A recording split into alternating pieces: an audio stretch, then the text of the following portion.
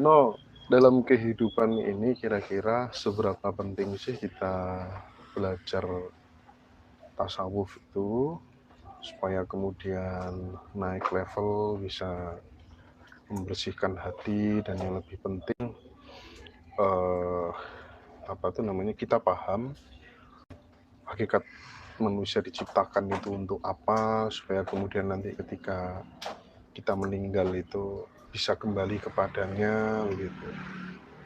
Kira-kira bagaimana, Bano? Memang sangat penting sekali, tapi pentingnya itu bukan kita harus belajar bertasawuf, apapun itu bentuknya. Yang paling penting adalah kita bentuk kerukunan antar manusia, antar umat. Soal tasawuf, soal itu mengikuti aja. Mengikuti aja. Kalau kita terfokus pada satu tujuan, ke arah tasawuf, ke arah apapun itu seakan-akan kita mengatur takdir kita, bukan Allah yang mengatur takdir kita. Semua itu mengikuti aja. Mari kita kembalikan ke sejarah sebelum agama masuk ke Indonesia, masuk ke Jawa. Kita itu saudara satu, berketuhanan yang Maha Esa. Kita terpecah karena agama-agama yang masuk ke tanah kita dan akhirnya mempecah belah kita dengan ideologi-ideologi agama. Tapi jujur kita tidak mau dihilangkan dari berketuhanan. Maka kita kembalikan ke yang ditembangkan oleh Sunan Kalijogo. Sunan Kalijogo itu asli wali jaga ketuhanan yang Maha Esa. Kita kembalikan, kita awalnya satu.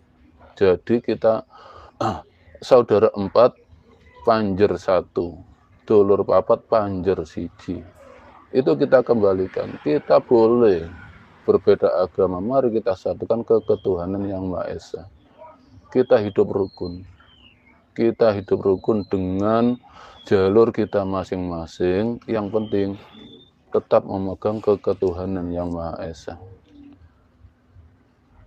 Kita bela NKRI, jangan dipecah belah NKRI ini dengan ideologi yang dari luar, bukan asli kita. Kita kembali ke asli kita, orang Jawa yang rukun, damai. Kita itu keracunan dari budaya-budaya luar, sehingga kita terpecah belah. Mari bersatu kembali. Mari bersatu kembali. Mari bersama-sama kita bisa berkumpul, bermusyawarah untuk mempersatukan Indonesia kembali dengan membuang semua ideologi sampah-sampah dari luar negeri. Kita ambil sarinya. Memang tidak salah kalau Al-Quran masuk ke Indonesia, tapi kita ambil sarinya. Di situ Al-Quran mengajak kita berketuhanan, bukan beragama. Makanya dalam Al-Quran itu, ya ayyuhalladzina amanu. Amanu itu, iman itu berketuhanan, bukan beragama. Kecuali kalau ya ayyuhalladzina aslamu, itu berarti Quran untuk agama, bukan. Quran itu untuk berketuhanan. Makanya dalam Al-Quran sesungguhnya jelas orang iman, orang Yahudi, orang Nasrani, bahkan orang-orang yang tidak mengetahui apapun, tahunya ya bekerja itu masih bisa mendapatkan keselamatan dari Allah. Jangan pernah minder untuk ke Allah. Jangan pernah putus asa untuk menuju Allah. Kita semua warga Indonesia berhak diselamatkan oleh Allah. Kita wujudkan. NKRI kita pertahankan. Jangan mudah terkecoh, tertipu dengan label agama kita jangan sampai mau dimanfaatkan untuk orang-orang yang berkepentingan dengan agama.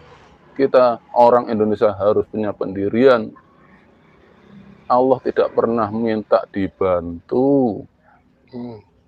Rasulullah tidak pernah berperang menyebarkan agama, membela agama, tidak. Rasulullah hanya membela para sahabat dari serangan orang-orang yang membahayakan sahabat. Kalau memang kaum itu tidak membahayakan sahabat, Rasulullah nggak pernah memerangi.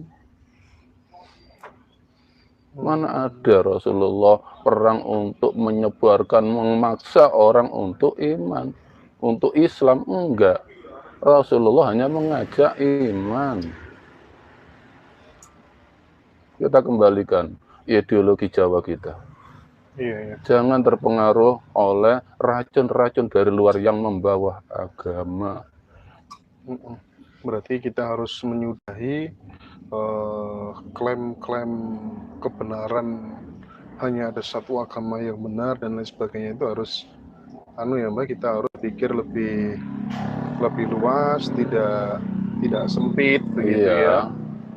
Quran itu rahmatan lil alamin, kasih sayang untuk semua orang, semua manusia.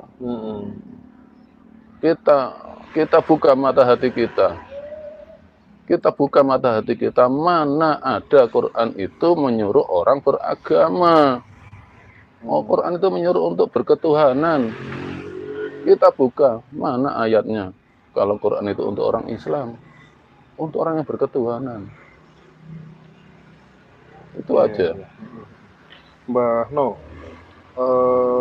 kalau kita melihat sejarah ya, ada yang namanya Bal'am dan Barsiso gitu kan. Kisahnya Bal'am dan Barsiso itu kan paradoks dengan atau bertentangan atau berbanding terbalik dengan kisah seorang pelacur yang memberikan minum kepada seekor anjing di padang pasir gitu. Iya. Pelajaran hidup apa yang bisa kita ambil? Barsiso mengakui kepandaiannya, mengakui kealimannya, ibadahnya, sehingga mudah sekali terkecoh oleh iblis. Di situ iblis menyerupai manusia, bertamu pada Barsiso. Nah, Barsiso biasanya sholatnya kuat, misalnya 50 rakaat. Iblis memang nggak punya lelah, 100 rakaat. Barsiso kuat puasa 4 bulan, iblis kuat 1 tahun. Iblis selalu mengungguli ibadahnya Barsiso. Berhubung Barsiso merasa selama ini tidak ada orang yang bisa membandingi ibadahnya, nggak terima. Di situ dia baru berguru pada iblis. Pelan-pelan dibelokkan imannya ke iblis, karena masih bukan memandang Allah tapi memandang dirinya. Karena awalnya percaya diri, tidak percaya Allah. Nah, disitulah mulai iblis memasukkan tipu muslihatnya. Berkata dia kepada Barsiso, kalau memang kamu ingin kuat seperti saya, kamu harus pernah keingkaran dulu. Loh, caranya, kamu harus berani berzina. Oh, kalau berzina nggak mau saya. Gimana kalau minum aja?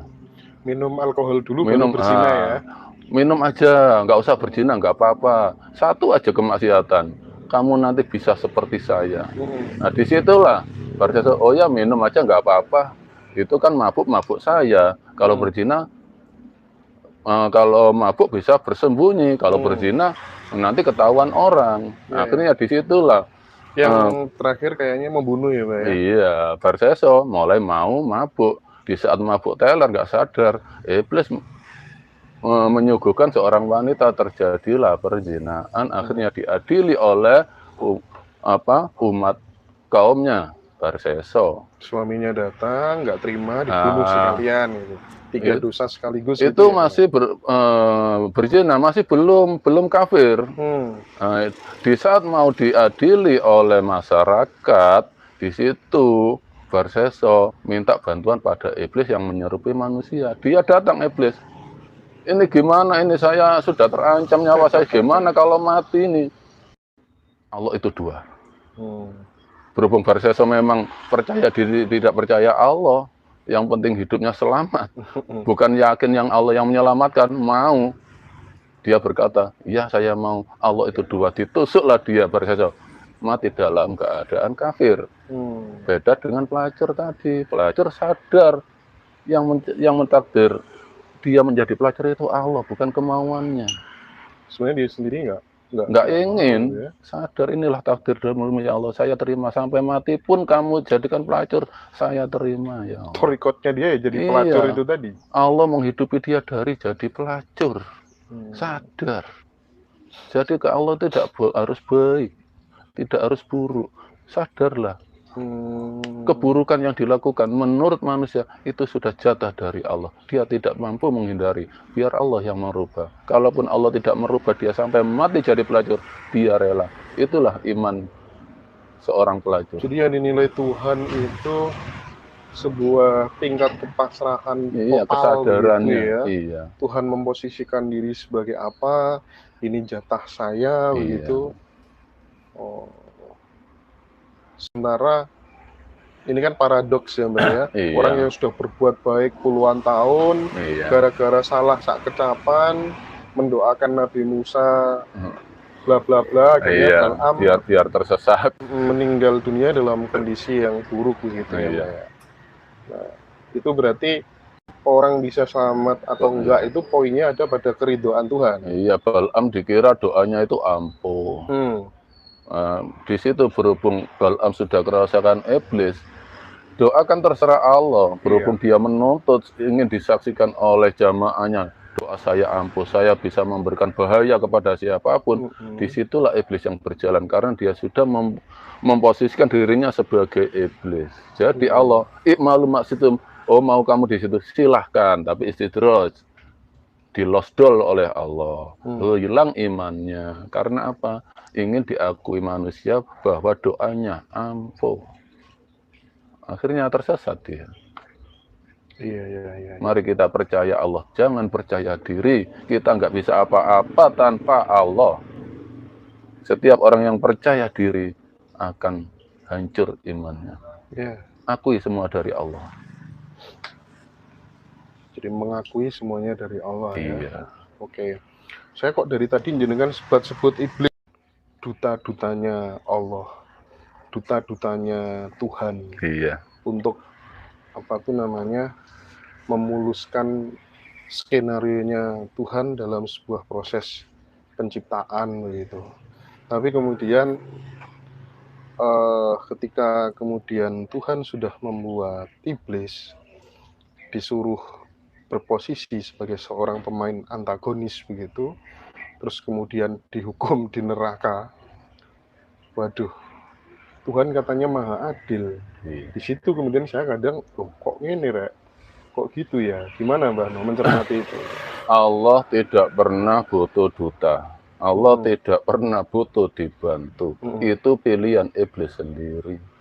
Kan diberi pilihan, kalau mau hormat, menghormati Nabi Adam, mengakui Nabi Adam lebih baik penciptaannya, tetap di surga. Kan sudah memberikan pilihan. Iya, iblis itu kan ciptaannya Allah ya Mbak? Iya, tapi Allah tidak pernah butuh dengan yang diciptakannya. Allah itu, masa Allah dibantu? Kan terserah. Dia sudah memberikan pilihan. Manusia pun sudah diberikan memilih jalan itu lebih baik masuk neraka selamanya. Itu pilihan iblis loh, bukan dokternya Allah ya. Pilihan iblis sendiri, lebih baik masuk neraka selamanya asal saya tidak akan mau tunduk pada Nabi Adam. Tapi dengan syarat saya akan menggoda anak Adam sebanyak-banyaknya. Di situ Allah mempersilahkan, silahkan, tapi kamu tidak akan bisa menggoda hambaku yang iman.